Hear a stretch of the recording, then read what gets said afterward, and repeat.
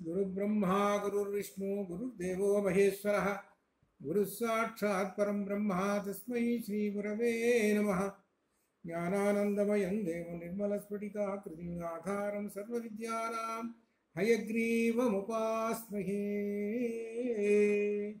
ज्ञानानन्दमयं देवं निर्मलस्फटिकाकृतिम् आधारं सर्वविद्यानां हयग्रीवमुपास्महे। शारदा शारदाम्भोज वदना वदनाम्बुजे सर्वदा सर्वदा अस्माकं सन्निधिं क्रियातु। బ్రహ్మణే నమో.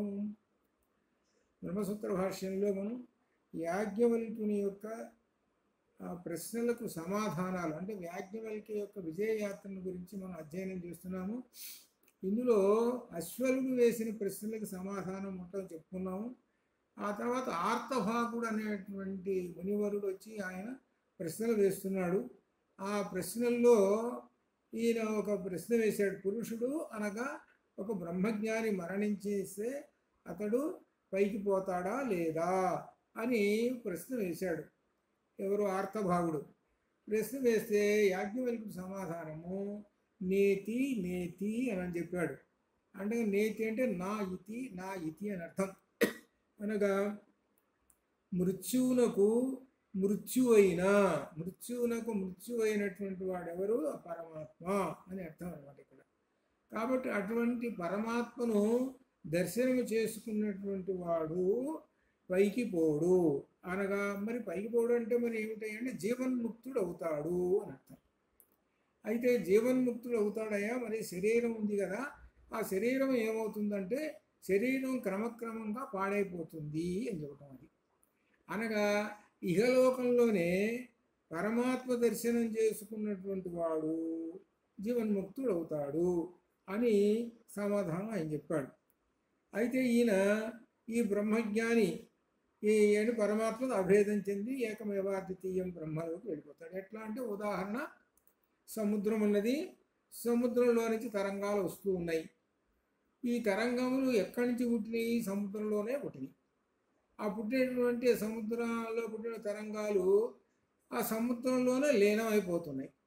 ఇక్కడ తరంగాలకు సముద్రానికి అభేదం కాబట్టి పుట్టినటువంటి దేనిలోకి పుట్టినా దానిలోకి వెళ్ళిపోతున్నాయి అని అర్థం. అట్లానే ఆ పరమాత్మ నుంచి వచ్చినటువంటి ఈయన ఈ పరమాత్మలోనే కలిసిపోయినాడు అనగా అభేదం చెందాడు అని మనకు ఒక ఉపమానంగా ఈ సముద్ర తరంగములు చూసుకొని చెబుతున్నాడు. అనగా కారణ బ్రహ్మములో లీనమైపోతాడు. కారణ బ్రహ్మము ఈ సమస్తమునకు కారణం ఎవరంటే పరబ్రహ్మం. కారణము అనేటప్పటికీ కార్యము కారణము రెండు పదాలు మనకు లోపల చదువుకున్నాం. కార్యము కారణము. కార్యం అనేటువంటిది ఆ పరమాత్మయే, కారణం అనేటువంటిది కూడా ఆ పరమాత్మయే, రెండు అభేదమే. ఈ కార్యకారణములు ఎలా అనేటువంటిది మనం ఉపమానంగా చెప్పుకున్నామనంటే, కులాలుడు కుండలు చేస్తాడు. ఈ కుండలు అనేటి చేసినట్టు ఆ వస్తువున చూశారు కుండలు, అది కార్యము. ఈ కార్యానికి కారణం ఎవరు? కులాలుడు. కాబట్టి ఈ మొత్తానికి ఈ జగత్తు మొత్తానికి కారణం ఎవరంటే ఆ బ్రహ్మము. కాబట్టి ఈ శరీరం వచ్చిందంటే ఎక్కడి నుంచి వచ్చింది? కారణ బ్రహ్మం నుంచి వచ్చింది ఈ శరీరం. అందుకనే మనకు పంచభూతాలు వరుసగా చెప్పుకుంటూ వచ్చాం. ఇది ఆకాశాద్ వాయు వాయురగ్ని అగ్నిరాప ఆపక్ పృథివీ అని చెప్పుకొని పృథివీ దగ్గర నుంచి ఇక వరుసగా ఈ ఓషధీభ్యో అన్నం, ఓషధులు వస్తాయి, తర్వాత అన్నం వస్తుంది, అన్నాత్ రసః రసాత్ పురుషః, ఇట్లా వరుసగా చెప్పుకుంటూ ఈ జీవుడు ఈ మనిషి వస్తాడు. దీనికి అన్నిటికీ మూల కారణం ఎవరు? కారణ బ్రహ్మం. ఆ కారణ బ్రహ్మంలో నుంచినటువంటి ఈ శరీరమే కారణ బ్రహ్మంలో లీనమైపోతుంది. ఆ లీనమైపోయినప్పుడు ఈ శరీరంలో ఉన్నటువంటివి 16 కళలు. ఈ 16 కళలతోటి అంటిపెట్టుకొని ఉంటాడు ఈ జీవుడు. ఏమిటి ఆ 16 కళలు అని అంటే, జ్ఞానేంద్రియ కర్మేంద్రియాలు ఒక 10. జ్ఞానేంద్రియాలు తెలిసినవే, కర్మేంద్రియాలు తెలిసినవే. వాటికి తోడుగా ఇంకొకటి కలుపుకోవాలి. ఏంటది? మనస్సు. అప్పటికి 11. ఈ జ్ఞానేంద్రియాలకు సంబంధించి విషయ సుఖాలు ఒక 5, 11 5 16. ఈ 16 కూడా ఏమైపోతాయి అని అంటే ఆ పరమాత్మలోనే విలీనమైపోతాయి అని చెబుతున్నారు ఇట్లా. కాబట్టి ఈ విధంగా జ్ఞాని వీటన్నిటిని కూడా వదిలివేసేసి, ఈ బంధాలన్నిటినీ వదిలివేసేసి లోకానికి వెళ్ళిపోతాడు. ఇది ముక్తి అని అర్థం. ఇక్కడ అర్థం ఏంటనమాట, ఇంద్రియములకు మూలములైనటువంటి ఏవైతే ఉన్నాయో అవన్నీ వదిలేసేస్తాడు అని ఇంతవరకు చెప్పాడు. అనగా ఒక బ్రహ్మజ్ఞాని జీవన్ముక్తుడు అవుతాడు అని చెప్పడానికి పరమాత్మ దర్శనం కనుక అయినప్పుడు ఈ శరీరాన్ని వదిలి పైకి పోడు, జీవన్ముక్తుడై తనలో ఉన్నటువంటి పరమాత్మను, జీవాత్మలో ఏవైతే పరమాత్మ ఉన్నాడో ఆ పరమాత్మలో లీనమైపోతాడు. అనగా పరమాత్మ ఎక్కడో లేడు, తనలోనే ఉన్నాడు. అందుకనే మనకు దహరాకాశం అని చెప్పారు. ఏంటి, హృదయం అనే ఆకాశంలోనే ఉన్నాడు.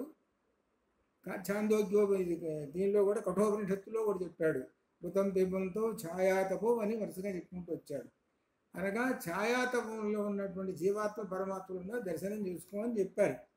కాబట్టి పరమాత్మ ఎక్కడో లేడు, పరమాత్మ మన యొక్క హృదయంలోనే ఉన్నాడు. కనుక ఆ హృదయంలో ఉన్నటువంటి పరమాత్మలోనే ఈ జీవాత్మ లీనమైపోయినాడు. ఇది ఈ లోకంలోనే జరిగింది అని యాజ్ఞవల్క్య మహర్షి చెప్పాడనమాట. ఇంతవరకు చెప్పిన తర్వాత ఇక తర్వాత మళ్ళీ ఆర్తభాగుడు మళ్ళీ ప్రశ్నలు వేస్తున్నాడు. అంటే ఏమిటనమాట, ఎట్లానైనా సరే యాజ్ఞవల్క్యుడు ఓడించాలి అని. అనగా ప్రశ్నకి సమాధానం చెప్పలేకపోతే ఓడిపోయినట్టు లెక్క కదా, అదేనమాట. అందువలన మళ్ళీ ఆర్తభాగుడు ప్రశ్న వేస్తున్నాడు. అయితే ఈ బ్రహ్మజ్ఞాని మరణించినప్పుడు దేనిని విడిచిపెడతాడు అని చెబుతున్నాడు. దేనిని విడిచిపెడతాడు? బ్రహ్మజ్ఞానం వెళ్ళిపోయినాడు అని అంటే ఈ ఇంద్రియ విషయాలు ఇవన్నీ కూడా 16 ఇవన్నీ కూడా వదిలిపెట్టేసేస్తాడు, వీటితోటి ఏమి సంబంధం లేదు ఆయనకి అని మనకి ఇంత క్రితం చెప్పాడు. ఇప్పుడు ఏమంటున్నాడు, దేన్ని విడిచిపెడతాడు అని అంటున్నాడు. ఇంకా లోపలికి మళ్ళీ ప్రశ్న వేశాడు, ఎలా బ్రహ్మజ్ఞాని దేన్ని విడిచిపెడతాడో చెప్పమన్నాడు. చూడండి, ఎంత క్రితమే అయిపోయింది. ఏంటంటే విడిచిపెడతాడంటే ఇంద్రియాలు, ఇంద్రియ విషయాలు ఈ మొత్తం వదిలేసేస్తాడని చెప్పేటట్టుగా మళ్ళీ ప్రశ్నిస్తున్నాడు. దేనిని విడిచిపెడతాడు అని అంటున్నాడు. చూడండి, ఆ ప్రశ్నలు ఎలా ఉంటాయి అని అంటే, ఏమైనా సరే యాజ్ఞవల్క్యుడిని ఓడించాలనేటువంటి వాళ్ళలో ఉద్దేశం. అందుకని ఆ కష్టమైన ప్రశ్నలు వెతుకుతున్నాడు. వేస్తే అప్పుడు సమాధానం ఏం చెప్పాడు, సమాధానం ఒక్కటే డైరెక్ట్గా చెప్పేశాడు. ఏమిటంటే దేన్ని విడిచిపెడతాడంటే నామము అని అర్థం. నామము అంటే అర్థం ఏమిటనమాట, వాక్కులు. ఇవి ఇప్పుడు వేదాలు ఉన్నాయి. వేదాలు ఏంటి, వాక్కు. బ్రహ్మజ్ఞానం వెళ్ళిపోయినాడండి, వేదాలు ఏమన్నా వదిలేసి వెళ్ళిపోయినాడు కదా. బ్రహ్మజ్ఞానం వేదాలు చదువు ఎప్పుడు వాల్మీకి మహర్షి వేదాలు చదివాడు, వశిష్ఠ మహర్షి వేదాలు చదివాడు, వ్యాస మహర్షి వేదాలు చదివాడు. వేదాలు ఉన్నాయి కదా ఇప్పుడు కూడా, వాళ్ళందరూ వెళ్ళిపోయినారు కదా. కాబట్టి ఆ వదిలేసేది ఏమిటయ్యా అని అంటే నామము వదిలేసేస్తాడు అన్నాడు. ఈ నామం ఏమిటి అని అంటే ఈ వాక్కు. నామం అంటే వాక్కు. ఈ వాక్కునే నిత్యము అన్నారు, దీన్నే అనంతము అన్నారు. అనంతం అంటే అంతము లేనటువంటిది.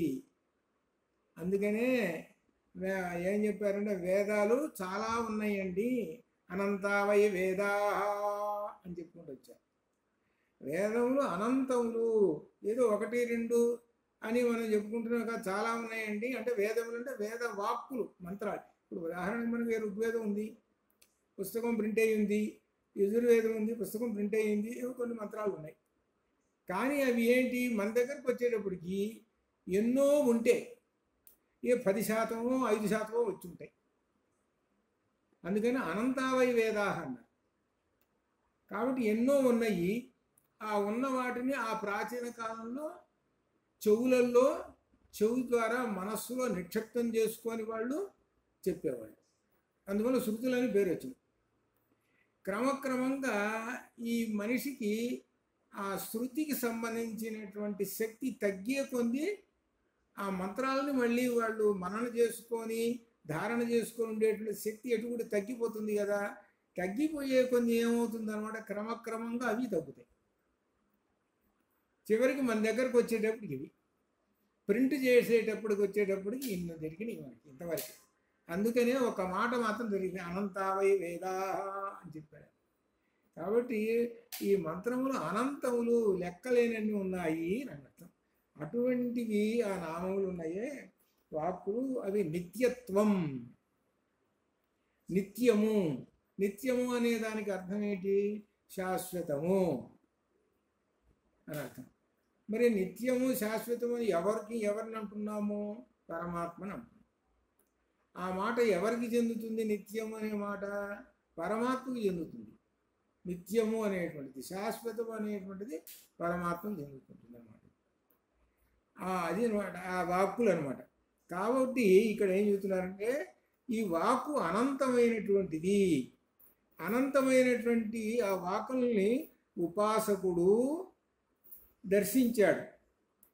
అంతము లేని దర్శించి అంతము లేని లోకమునకు వెళ్ళిపోయింది.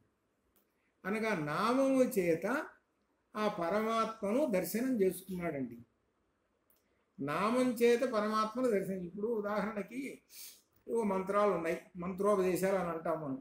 ఇవి ఇప్పుడు గాయత్రి మంత్రమే ఉంది, ఆ మంత్రోపదేశం చేత ముక్తి పొందటం, లేకపోతే ఇంకా అనేకమైనటువంటివి ఇవి ఉపాసనలు చేసి వీటి ద్వారా ముక్తి పొందుతాడు.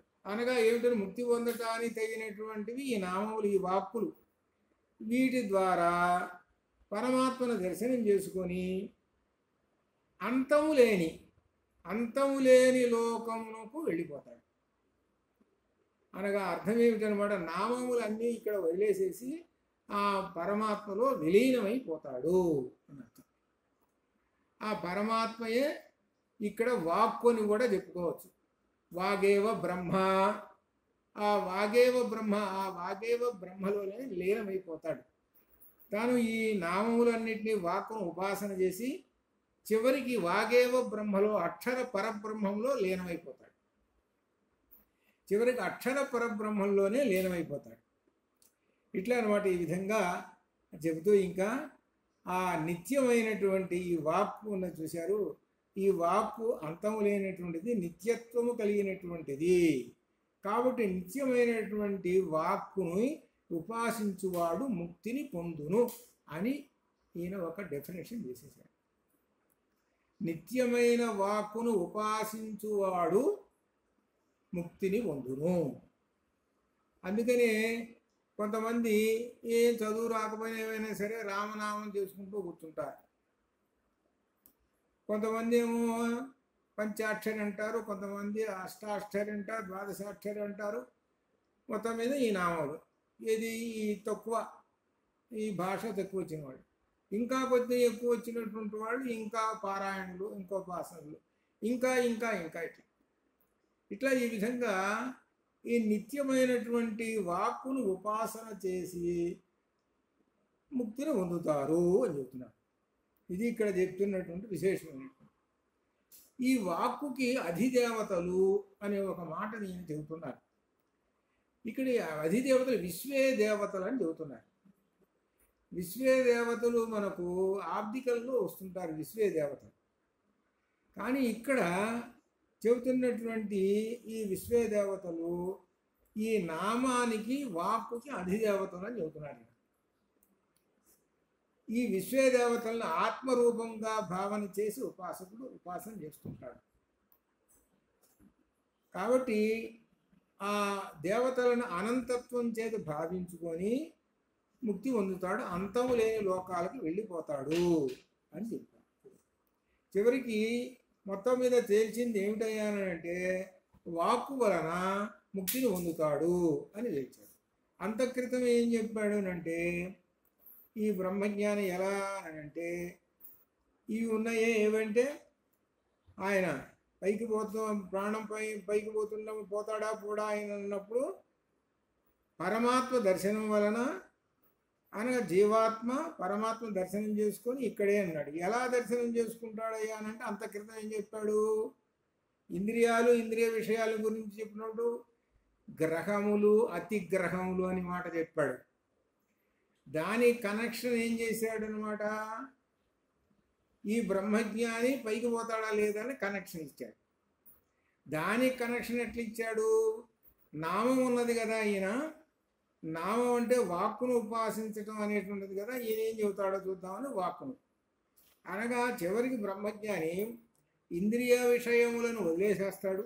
ఒకటి ఇంద్రియ విషయములు వాటికి సంబంధించినటువంటి వదిలేసి పరమాత్మ దర్శనం చేసుకుంటాడు అని చెప్పాడు. అంతటితోటి తృప్తిగా కూర్చున్నాడా ఆర్తభాగుడు? కూర్చోబడి మళ్ళీ మొదలుపెట్టి ఈ ప్రశ్నకి ఏం సమాధానం చెబుతాడో చూద్దామని. ఏమిటంటే మరణించేటప్పుడు ఏం వదిలేస్తాడు చెప్పండి? అనగా మరణించక ముందు ఈ బ్రహ్మజ్ఞాని అనగా బ్రహ్మంలో కలవక ముందు ఈయన దేనిని ఉపాసించాడని అడగాలి. ఆయన దగ్గర నుంచి రాబట్టాలి, యాజ్ఞవల్క్యుడి నుంచి రాబట్టాలి. ముక్తిని పొందాడంటే ఏమి ఉపాసన చేశాడు? సరే ఇంద్రియ విషయాలు వదిలేసేసాడు, ఇవన్నీ చెప్పుకుంటూ వచ్చాడు, సరే అది సరిపోయింది. వదిలేసింది ఏమిటి అని అన్నాడు. ఆ వదిలేసింది ఏమిటి అని అంటే వాక్కును వదిలేసేసాడు. అనగా నామాన్ని ఉపాసన చేసుకొని దాని ప్రకారంగా ఆ నామం చేతనే అక్షర పరబ్రహ్మంలో లీనమైపోయినాడు. చివరికి వాక్కులోనే లీనమైపోయినాడు. వాగేవ బ్రహ్మ లేక అక్షర పరబ్రహ్మంలో చివరికి లీనమైపోయినాడు. అనగా చివరికి ఏంటని చెప్పేది? వాక్కును ఉపాసించటము అని చెబుతున్నాడు. వాక్కును ఉపాసిస్తే పరమాత్మ లీనమైపోతుంది. చూడండి చాలా చోట్ల రామ రామ అనుకుంటూ చాలామంది మనకు ఆలయాల్లో కూడా హరే రామ చేస్తుంటారు. కొంతమంది హనుమాన్ చాలీసాలు చేస్తుంటారు, కొంతమంది విష్ణు సహస్రనామాలు చేస్తుంటారు, కొంతమంది శ్రీ సూక్తాలు చేస్తుంటారు. ఇట్లా రకరకాల ఇవన్నీ ఏమిటనమాట? నామాన్ని ఉపాసన చేయటం అని. నామం అంటే పరమాత్మ యొక్క నామాన్ని ఉపాసన చేయటం అని అర్థం. ఈ ఉపాసన వలన బ్రహ్మమును చేరుతాడు అని చెప్పడం అని చెప్పాడు. చెప్పిన తర్వాత ఇంకా మళ్ళీ ఈ మరణించినటువంటి వ్యక్తి సరే ఎక్కడ ఉంటాడండి అని మళ్ళీ ప్రశ్నిస్తున్నాడు. ఈయన మరణించాడు, అయిపోయింది, ప్రాణం పోయింది, మీరు ఏమంటున్నారంటే ముక్తిని పొందాడు ఈ విధంగానే చెబుతున్నారు.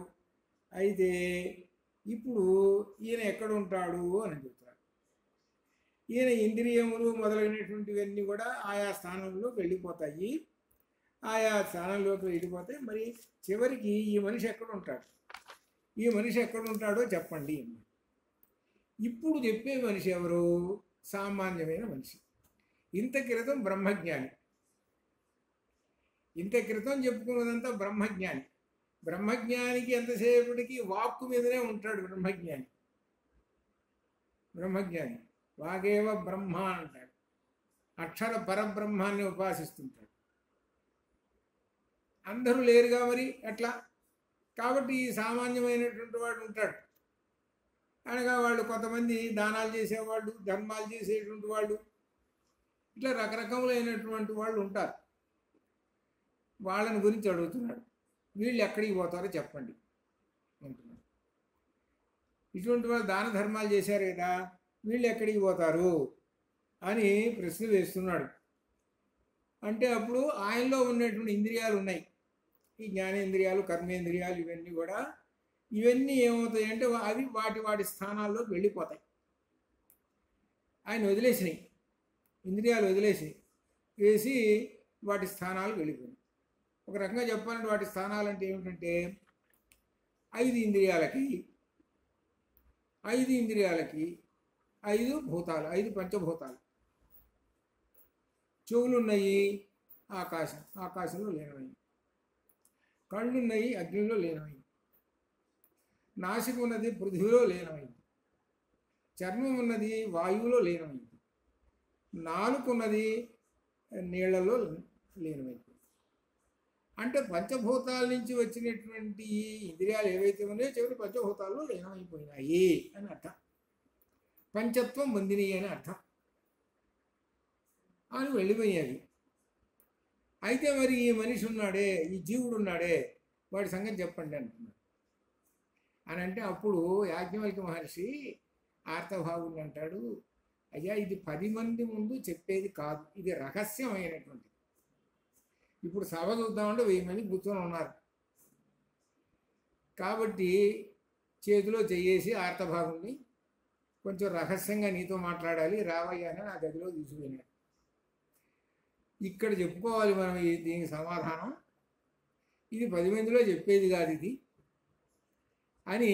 ఏమిటి చెప్పాడు దీనికి సమాధానం అంటే కాలము, కర్మ, దైవము, ఈశ్వరుడు అని చెప్పాడు. ఇవి జీవునకు దేహాదులు లభింపజేసేవి, అంటే జీవుడికి ఈ శరీరాన్ని ఇస్తుంటాయి. ఈ కాలము, కర్మ, దైవము ఎవరు? ఈశ్వరుడు అని చెప్పాడు. ఈ కర్మను ఈ విధంగా చెప్పారు. కాబట్టి జీవుడు కర్మచే ప్రేరేపితుడై గ్రహ అతిగ్రహ రూపముకు ఈ కార్యకారణ సంఘమునకు మరలా మరలా స్వీకరించి పుణ్యకర్మచే పుణ్యకర్మలు, పాపకర్మలు చే పాపి. ఇది ఏమిటి దీనిలో అర్థం? మరలా మరలా పుడుతూ ఉంటుంటాడండి వీడు. దీనికి పుట్టడానికి కారణం ఏమిటంటే కర్మలు అని చెప్పాడు. వీడు చేసే కర్మల వలననే పుడుతుంటాడు. పుణ్యకర్మలు చేస్తే ఉన్నతమైనటువంటి జన్మ, పాపకర్మలు చేస్తే హీనమైనటువంటిది. ఈ కర్మలు దీనివల్ల ఏర్పడుతుంటాడు. కాబట్టి వేద విహిత కర్మచే జీవుడు పుణ్యాత్ముడు. ఇది ఒకటే చెబుతున్నాడు. పుణ్యాత్ముడు ఎవరు, పాపాత్ముడు ఎవరు? దీనికి ఆపోజిట్, పుణ్యాత్ముడికి ఆపోజిట్ పాపాత్ముడు. పుణ్యాత్ముడిని ఎవరిని అనాలి అంటే వేద విహిత కర్మలు చేసేటువంటి వాడు పుణ్యాత్ముడు. వేద విహిత కర్మలు, ఈ కర్మలు అనేటువంటివి మనం నిత్యము సంధ్యావందనం చేస్తాం, గాయత్రి మంత్రం, అది వేద విహిత కర్మ. ఇది ఎవరు చేయాలి ఏమిటనేటువంటిది మనకందరికీ తెలిసినటువంటిది. అయితే ఈ వేద విహిత కర్మ ఎవడైతే చేయకుండా ఉంటాడో వాడు పాప కర్మల్లో పడతాడు. ఇంకా వేదంలో చెప్పినటువంటి కర్మ ఏదైతే ఉన్నదో దానికి వ్యతిరేకంగా చేసేవాడు కూడా, చేయనటువంటి వాడు పడతాడు, వ్యతిరేకం చేసేటువంటి వాడు పడతాడు. వేదం ఏం చెబుతున్నది? ఈ కర్మ ఇలా చెయ్యండిరా అని చెబితే దానికి వ్యతిరేకం చేయటమే మన వాళ్ళ యొక్క పని. అంటే ఏమిటనమాట, వాళ్ళకి సులభంగా ఏమున్నది అని చూసుకుంటుంటారు. సులభంగా ఉన్నది ఏమిటని చూసుకొని దాని ప్రకారంగా ఆ సులభమైనటువంటి కర్మ చూసుకుంటా, అంటే కష్టపడకుండా అని అర్థం. ఆ కష్టపడకుండా ఒక కర్మ చేసేసామని అనిపించుకోవటం కాదు. ఇట్లా ఈ విధంగా ఉంటారు అన్నమాట. ఈ విధంగా ఆ కర్మలు చేయటంలో కొంతమంది సులభంగా చేసేస్తారు. ఇప్పుడు ఉదాహరణకి మొన్న నేను ఒక మ్యారేజ్కి వెళితే ఒక దృశ్యాలు చూశాను, నేను ఎప్పుడు చూడలేదు. అందుకు బ్రాహ్మణులు ఇది మాకు దూర బంధువులు అవుతారు.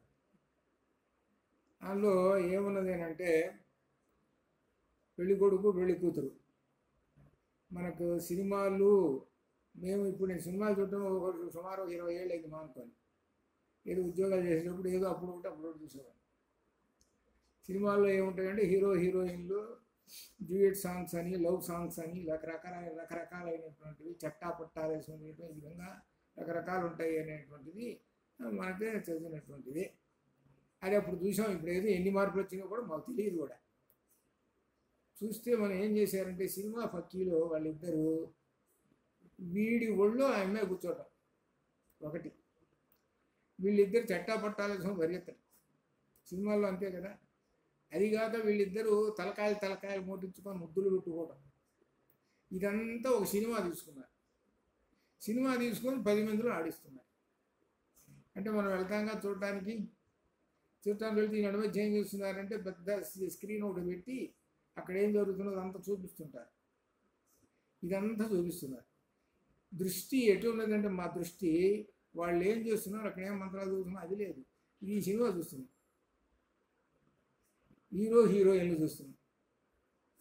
ఇక చూస్తే ఏమిటి అంటే ఎంతటి అసభ్యమో చెప్పలేదు. అంటే అర్థం ఏమిటి? ఒక 50 సంవత్సరాల క్రితం ఇలా ఉంటుందా అని మేము ఎప్పుడు ఊహించాలి. 55 ఏళ్ళు అయింది నా మ్యారేజ్, ఇవి అసలు ఊహించలేదు అసలు ఇంతవరకు. ఇట్లా చూస్తుంటే కొత్తగా ఉంది. అంటే ఏమిటి? శాస్త్ర విరుద్ధమైనటువంటి ఇటువంటి కర్మలు సరే ఎవరో తెలియని వాళ్ళు చేసుకున్నారు అంటే సరే, బ్రాహ్మణుడు అందులో అలా చేసేటువంటి వాళ్ళు ఏమి కర్మల్లో పడతారంటే పాప కర్మలు అనుభవిస్తారు. శాస్త్రం ఏది చెప్పారు, వేద విహిత కర్మ ఏదైతే చెప్పిందో దానికి వ్యతిరేకం చేస్తున్నటువంటి వాళ్ళు పాప కర్మల్లో అనుభవిస్తున్నారు. అటువంటిప్పుడు ఈ మంత్రాలు గింత్రాలు అంతేందు, నాస్తికులు పెళ్లి చేసుకుంటారు చూడండి. నాస్తికులు పెళ్లి అంటే మనకి ఒక్కోసారి మనం ఊహించుకోవచ్చు. ఏదో 2 వాక్యాలు నేనంటే నీ ఇష్టం దండ మార్చుకుంటారు, ఇంకా అయిపోతుంది, వెళ్ళిపోతారు, ఇంకా అయిపోతుంది. నాస్తికులు అట్లా దానికి దీనికి పెద్ద తేడా ఏముంది? అట్లా అనమాట. కాబట్టి ఇటువంటివి మనం చాలా చోట్ల చూస్తూ ఉన్నాం. ఇదే కాదు సార్, మ్యారేజ్ అంటే ఇదే. ఆలయాల్లో చూస్తున్నాం, ఆలయాల్లో కూడా చూస్తున్నాం. చాలా విషయాల్లో కూడా ఆలయాల్లో కూడా చాలా తప్పులు, ఇవన్నీ శాస్త్ర విరుద్ధమైనటువంటి అనేకమైనటువంటివి చేస్తూనే ఉన్నారు. వాళ్ళ అర్చకులు చేస్తూనే ఉన్నారు. వీళ్ళేమో ఏదో మనం చేస్తున్నాం, మనకు వచ్చి టన్నులు పుణ్యాలు వచ్చి పడతాయి అని అనుకొని ఒక పిచ్చి అజ్ఞానం అనేటువంటిది. శాస్త్ర విహిత కర్మను ఏవైతే చేస్తారో వాడి పుణ్యం, శాస్త్ర విహిత కర్మలకు వ్యతిరేకమైన అదంతా పాపంలోకి వెళ్ళిపోతుంది. ఏదో ఒక ఆయన వచ్చాడనమాట మా ఇంటికి. వచ్చి ఆ గుడి ట్రస్టీ, ఆ ట్రస్టీ వచ్చి, ఏమండి మంచి అర్చకుడు ఎక్కడన్నా ఉంటాడు? ఏమైంది మీకు బాగానే కాదండి, ఏమిటనంటే శివాలయం వాడు ఏం చేస్తున్నట్ట అంటే మద్యపానం చేస్తాడు. మద్యపానం చేసి మంత్రం చెప్పేస్తుంటాడు. ఆ సీసా ఎక్కడ పెట్టుకుంటాడు? శివలింగం వెనకమాలనే పెట్టుకుంటాడు. వేసేసుకుంటాడు మందు వేసేసుకొని, సరే 5 రోజులు 6 రోజులు పోయిన తర్వాత అనుమానించేది వీడు ఇక్కడే రాచిపెట్టాడే అనుకున్నాడు. వాడిని తీసేశాడు, ఇంకోటి పెట్టాడు. వీడికి వాడికి చెప్పాడు, మరే నేను ఈ పని చేశాను రా అని. వాడు ఇదే పని చేస్తున్నాడు. ఇది చూడండి, చేసేటువంటి వాడు ఎట్లా అంటే దీని యజమానికి కొంత పాపం వస్తుంది. వాడు సరే ఎటువంటి చేసుకుంటున్నాడు సరే. అందుకని జాగ్రత్త పడడానికి ఎట్లాంటి ఎవరంటే బలానా ఇట్లా ఉంటారయ్యా వాళ్ళని పట్టుకో అని చెప్తాను. అద్వైతులు ఉంటారు, వాళ్ళ యొక్క గోత్రం ఇదంతా పట్టుకొని దాని ప్రకారం చూసుకొని దిగు, 4 రూపాయలు వాళ్ళ జీతం ఇచ్చేనా కానీ అంతే, దీనివల్ల చాలా అనర్థాలు వస్తాయి అని చెప్తాను. అటువంటి వాళ్ళు ఉన్నారు ప్రస్తుత కాలంలో. అందుకని కాబట్టి శాస్త్రమునకు వ్యతిరేకమైనటువంటి కర్మలు చేస్తుంటారు, పాప కర్మలవి అట్లా. కాబట్టి ఇవన్నీ కూడా ఈయన ఎలా వచ్చినటువంటి ఎలా కలిసిపోతాడు అని ప్రశ్న వేశాడు కదా. ఈ జీవుడు పాపాత్ముడు, వీడు పాపం చేస్తుంటే పాపం, పుణ్యం వేసి పుణ్యము మళ్ళీ పుడతాడు అని చెప్పారు. మళ్ళీ పుడతారు. అయితే ఈ మళ్ళీ పుట్టినప్పుడు మళ్ళీ ఇక్కడ వరుసగా కూడా దీనిలో కూడా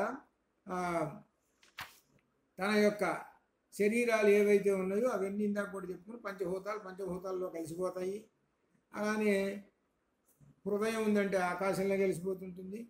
అలానే రోమాలు, మనకు శిరస్సుకున్న రోమాలు, జుట్టు, ఇటువంటివి, ఈ రక్తము, ఇవన్నీ జలాల్లో కలిసిపోతే ఎక్కడెక్కడ అన్నీ కలిసిపోతాయి. అన్నింటినీ కలిసిపోతాయి. కొంతకాలం అయిపోయిన తర్వాత వాడి కర్మను బట్టి మరలా జన్మిస్తుంటాడు. అట్లా ఏ విధంగా ఏ రూపంలో కుక్కగా పుట్టాడో, నల్లిగా పుట్టాడో, కీటకంగా పుట్టాడో, అధఃపాతాళానికి వెళ్ళిపోయినాడండి అని అంటారే, అంటే కీటకంగా పుట్టాడని అర్థం. అదే అనమాట. అట్లా ఈ విధంగా అనమాట. అయితే ఇక్కడ ఇంకా వరుసగా చెప్పుకుంటూ అర్థభాగుడు వేసిన ప్రశ్నలకి సమాధానం చెబుతున్నాడు.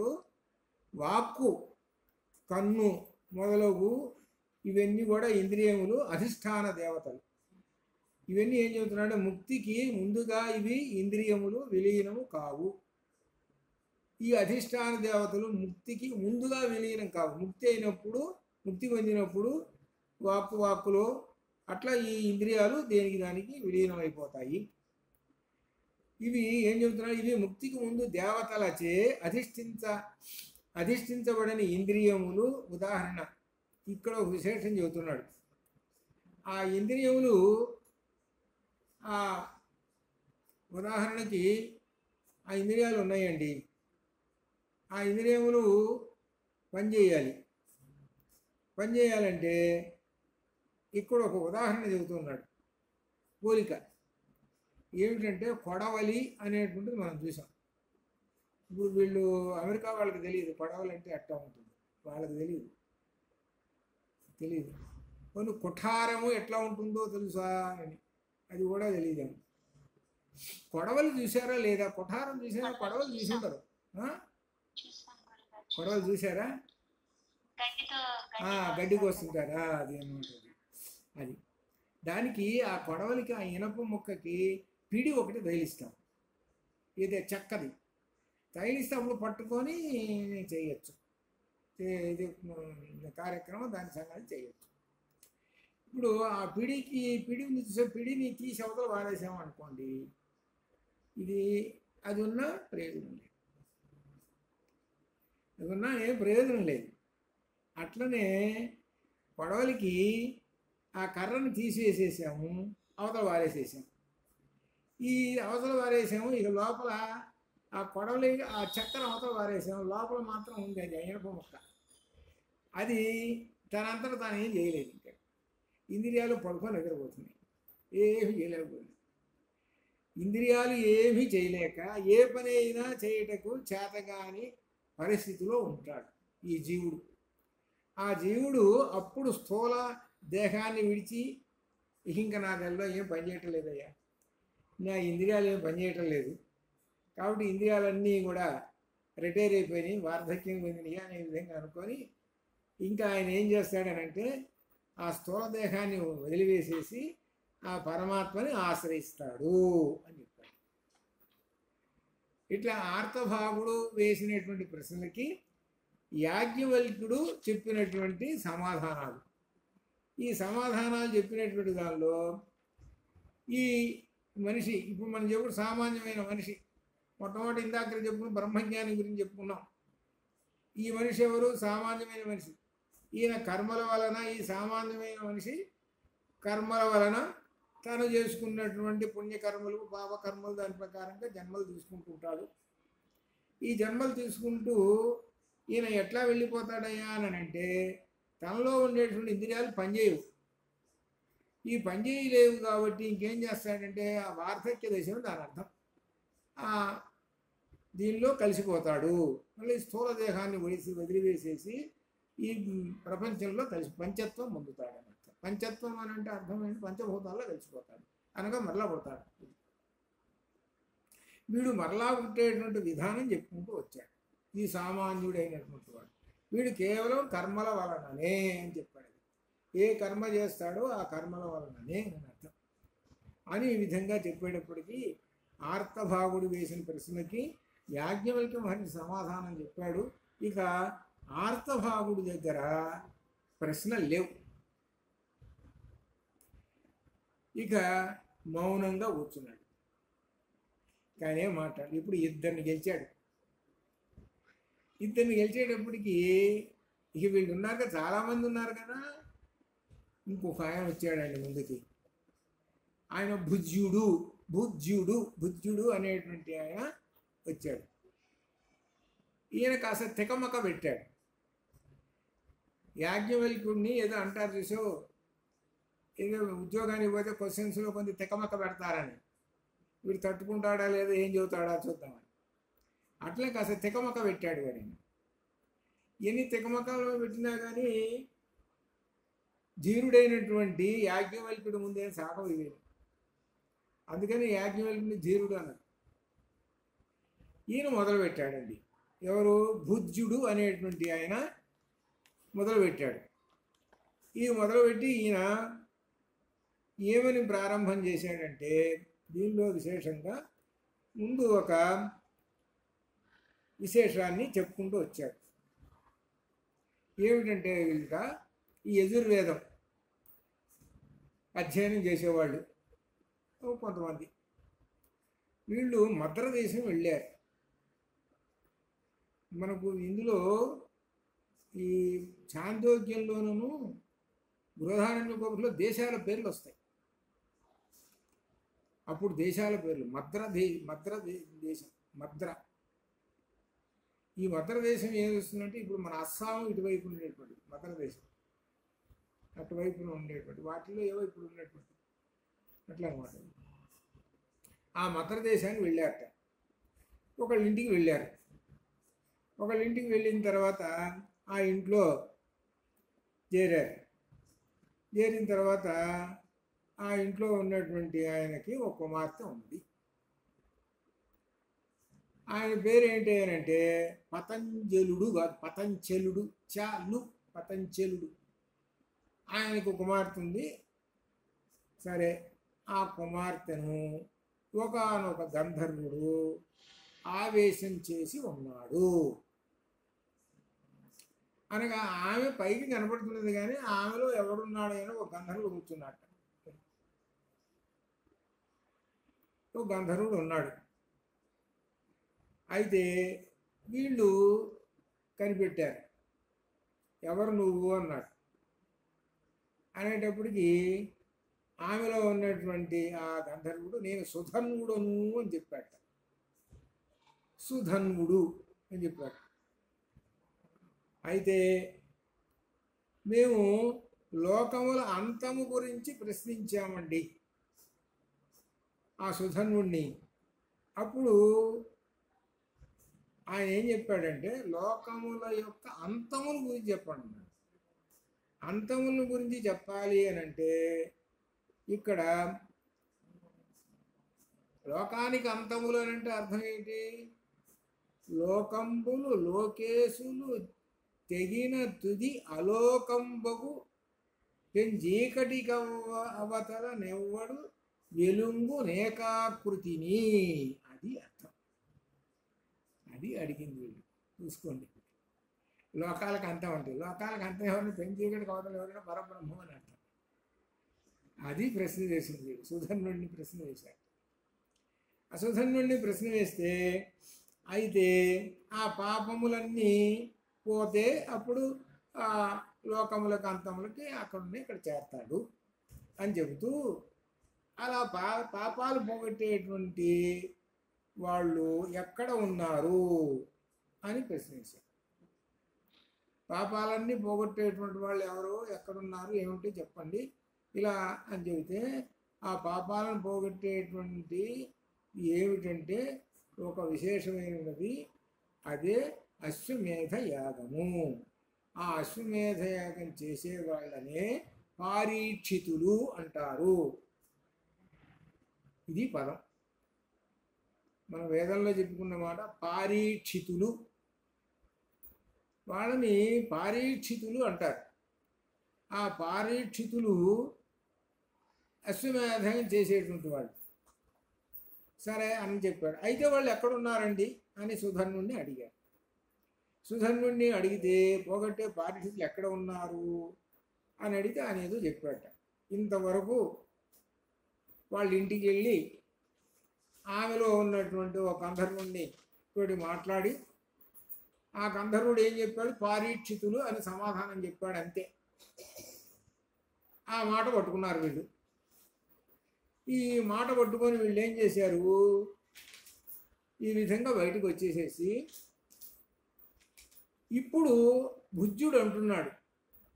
ఈ భుజ్యుడికి తెలిసి ఇదంతా భుజ్యుడు కూడా వీళ్ళల్లో ఉన్నాడని అనుకోవాలి. ఈ భుజ్యుడు అనేటువంటి ఋషికి తెలుసు. ఆయన పారీక్షితులు అని చెప్పారండి. పారీక్షితులు అనేటువంటి వాళ్ళు లోకంబులు లోకేశులు చివరి లోకంలో ఉన్నటువంటి ఆ పరబ్రహ్మాన్ని దర్శనం చేసుకుంటారు. వాళ్ళని పారీక్షితులు అంటారండి. వాళ్ళు అశ్వమేధ యాగం చేసినటువంటి వాళ్ళు. అయితే ఇప్పుడు ఆ పారీక్షితులు ఎక్కడ ఉన్నారో చెప్పండి అని యాజ్ఞవల్కుని ప్రశ్నించారు. అది ప్రశ్న. ఈ పారీక్షితులు ఎక్కడున్నారో చెప్పండి అన్నారు. యాజ్ఞవల్కుడికి ప్రశ్న వేశారు. ఎక్కడన్నా ఉందో చూడండి. ఈయనట ఏదో మద్రదేశం పోయినట్ట.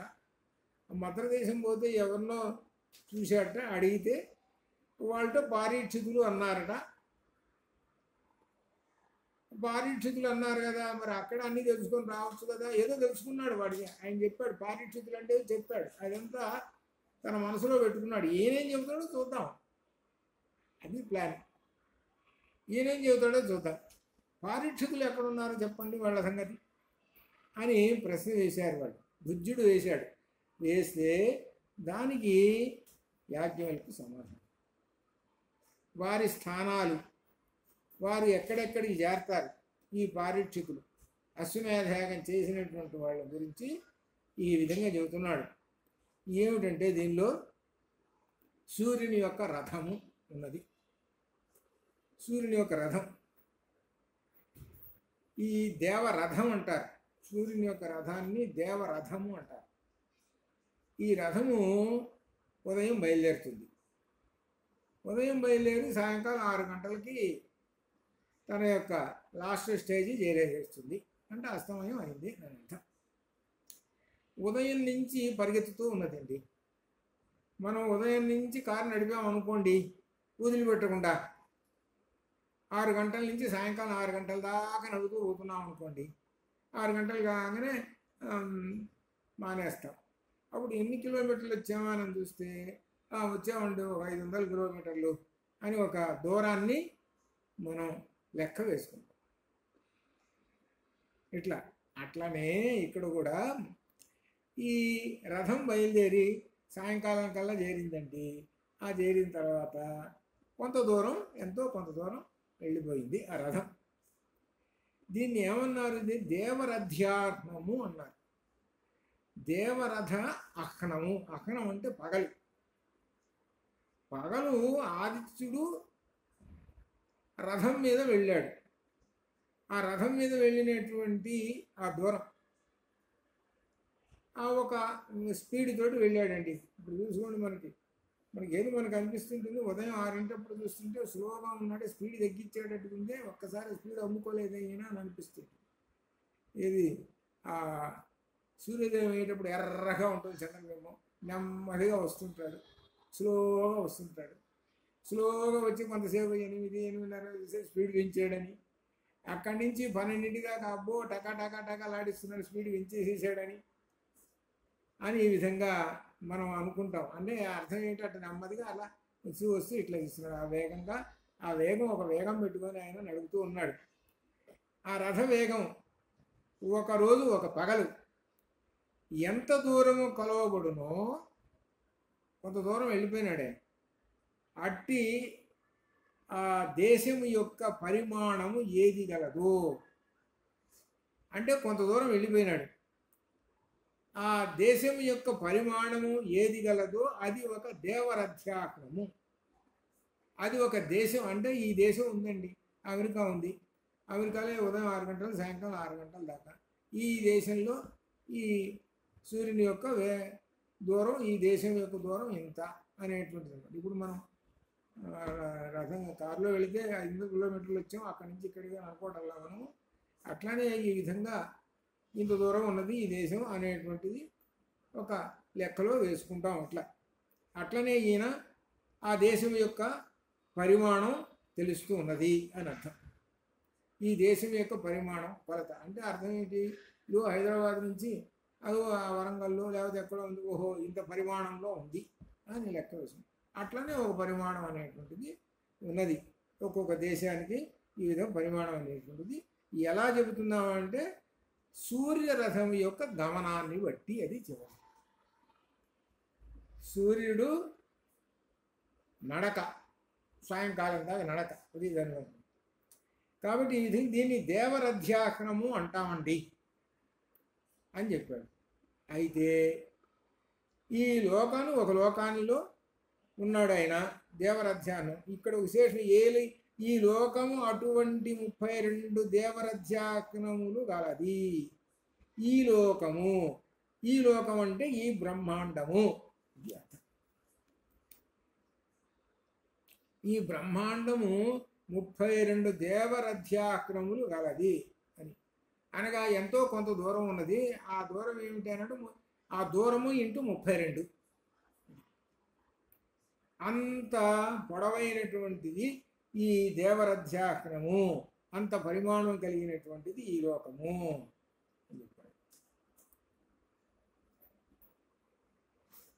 అని చెబుతూ దీని చుట్టూ లోకాలోక పర్వతములు ఉన్నాయి.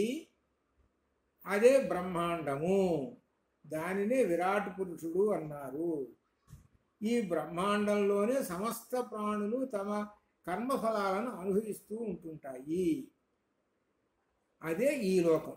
ఈ బ్రహ్మాండంలో ఇది ఒక లోకం. మనం అనుకుంటాము ఈ భూలోకం అనుకున్నామండి.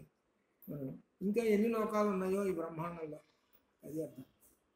ఈ బ్రహ్మాండంలో ఎన్ని లోకాలు, ఏదో మనకి ప్రస్తుతం ఏదో చంద్రలోకం అంటున్నారు, అంగారక లోకం అంటున్నారు, ఆ లోకం ఈ లోకం రకరకాలు చెబుతున్నారు కదా. ఇది ఎన్ని ఉన్నాయో ఏమిటో మరి వీళ్ళ దీన్ని బట్టి ఇంకా ఆలోచన చేసుకుంటే ఇంతవరకే అనేటువంటి చెప్పడానికి లేదు. మనకేమవుతున్నారు, అనేక కోటి బ్రహ్మాండ జనని అని వచ్చింది కదా. మనం చూస్తున్నది ఒక బ్రహ్మాండమే కదా. అనేక కోటి బ్రహ్మాండ జనని వచ్చింది కదా. ఇది ఎవరు చెప్పారు? వ్యాస మహర్షి తన దివ్య దృష్టితో చెప్పాడు. ఆయన దివ్య దృష్టితో చెప్పాడు ఆయన వ్యాస మహర్షి. ఇప్పుడు మన వాళ్ళు ఏంటి అంటే ఏదో యంత్ర పరికరాలు ఇవన్నీ పెట్టుకొని అవి పెట్టుకొని ఇవి పెట్టుకొని అదో అది ఆ గ్రహం ఈ గ్రహం అని చెప్పాలి. వాళ్ళేంటి కేవలం ఆ దివ్య దృష్టితోటి చెప్పగలిగినటువంటి వాళ్ళు ఇది అనమాట. ఇది కాబట్టి ఇక్కడ ఏం చెబుతున్నాడంటే ఈ బ్రహ్మాండం అనేటువంటి దానికి ఒక విశేషం చెబుతున్నాడు. ఏమిటంటే ఆ బ్రహ్మాండం అనేటువంటిది అండము అంటే పైన ఒక డోము కింద ఒక డోము, రెండు డోములు కలిపేశాం. రెండు డోములు ఇట్లా కలిపేసి రెండు కపాలముల్లాగా రెండు గిన్నెలు అనుకోండి, అర్ధవృత్తం అయినటువంటి ఈ రెండు కలిపేస్తే ఒక గుండ్రంగా తయారైపోతుంది. అది బ్రహ్మాండం. ఇప్పుడు ఆల్చిప్ప ఉన్నది, గుండ్రంగా ఆల్చిప్ప. ఒక ఆల్చిప్ప పైన పెట్టాం, ఒక ఆల్చిప్ప కింద పెట్టాం. చూస్తే ఒక గుండ్రంగా ఒక తెల్లగా ఒకటి కనపడుతుంది. అది దీనిలో పైన ఉన్నటువంటి డోమ్ ఉన్నదే, ఇది పైన అలోకము అంటే లోకములు లేవు అనగా సూర్యకాంతి లేదు, ప్రాణులు లేవు, ఏవి లేవు. ఈ విధంగా ఈ బ్రహ్మాండంలో ఉన్నటువంటి విశేషాలు చెప్పుకుంటూ ఈ విధంగా ఆ బ్రహ్మాండంలో నుంచి ఈ పారీక్షితులు అశ్వమేధయాగం చేసినటువంటి వాళ్ళు బయటికి వస్తారు. అనగా ఆ లోకము నుంచి, బ్రహ్మాండం అనే లోకం నుంచి బయటికి వస్తారు. ఇప్పుడు ఆ పద్యంలోకి వస్తాం. లోకములు లోకేశులు తెగిన తుది అలోకంబగు పెంచీకటి అవతల నెవ్వడు ఏకాకి. అదే భగవద్గీతలో ఎలా చెప్పాడయ్యానంటే, భగవద్గీతలో ఇదిగో ఈ లోకాలన్నీ ఉన్నాయి, ఈ లోకములన్నీ కూడా దాటి కూడా అవన్నీ కూడా నా ఆధీనంలోనే ఉన్నాయి. ఈ లోకాలన్నీ కూడా, ఈ లోకాలన్నీ దాటిన తర్వాత అప్పుడు నేనున్నాను. ఈ లోకాలన్నీ దాటిన తర్వాత ఇది బ్రహ్మలోకం, విష్ణులోకం, లేక ఇంద్రలోకం, స్వర్గలోకం, ఇట్లా అనేక లోకాలు. ఈ లోకాలన్నీ దాటిన తర్వాత చివరి లోకం ఉన్నది, ఆ లోకములో ఉన్నాను. అక్కడికి వస్తేనే వీడు కైవల్యం అని మనకు గీతలో కూడా చెప్పాడన్నమాట. కాబట్టి ఈ పారీక్షితులు ఉన్నారే, అశ్వమేధయాగం చేసినటువంటి వాళ్ళు ఆ పరమాత్మలోకి దగ్గరికి పరమాత్మలో లీనమైపోతారు అని చెప్పుకుంటూ వచ్చాడు. అయితే చివరికి ఏమిటన్నమాట చెప్పింది, ఆర్తభావుడు వేసినటువంటి ప్రశ్నకి ఆ ప్రశ్న దానిలో పరమాత్మలో లీనమైపోతారు అని చెప్పాడు. అట్లా ఈ విధంగా